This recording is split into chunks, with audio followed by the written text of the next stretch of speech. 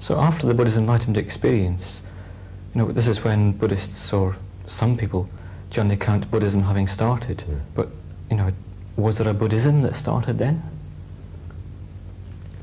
Buddhist texts don't use the term Buddhism, obviously. The Buddha spoke in terms of the Dharma, which can be translated as the truth, the law, the principle. He spoke in those terms.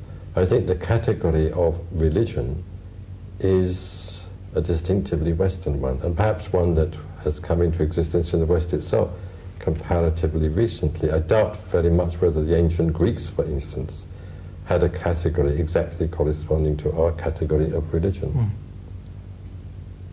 So that there wouldn't have been, anything like an organized system of teaching well, not with the Buddha, with other people before him. There were certainly organized systems of teachings. The Brahmins and others certainly had that, because they handed down their traditions, their orally transmitted traditions. The Brahmins handed down the words of the Vedas, which were considered sacred. They taught those to their disciples, they explained them. So there was certainly a tradition of systematic teaching, but there wasn't a conception of a religion or religions in the modern Western sense. So after the Buddha's enlightenment, what model did he have to go on with regard to his teaching? He didn't have any contemporary model, though at the same time there were others teaching.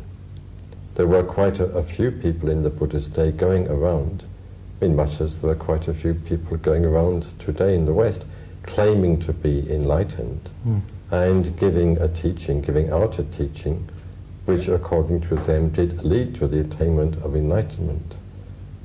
Pali scriptures in particular mention 6 such teachers by name and give brief accounts of their teachings.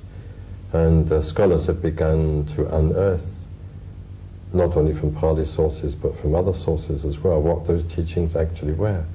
The Buddha repudiated all those teachings. He disagreed with all those teachings. He found fault with them. He found them very limited. Did he meet any of those teachers?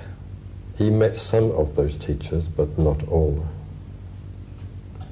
Can you say anything about the contact he did have with any of them? Some of the teachers with whom he came into contact tended to become rather angry when the Buddha cross-examined them. One is rather reminded of some of Socrates' encounters with the sophists of his time. The Buddha, it seems, always remained calm and unperturbed and conducted discussion in a very polite, gentlemanly fashion. But that was not always the case with some of the people whom he encountered in this way. How do we know this? How do we know that he conducted his discussion in this manner? Of course, we know it from the Pali Canon, which seems to contain some of the oldest records of the Buddha's teaching.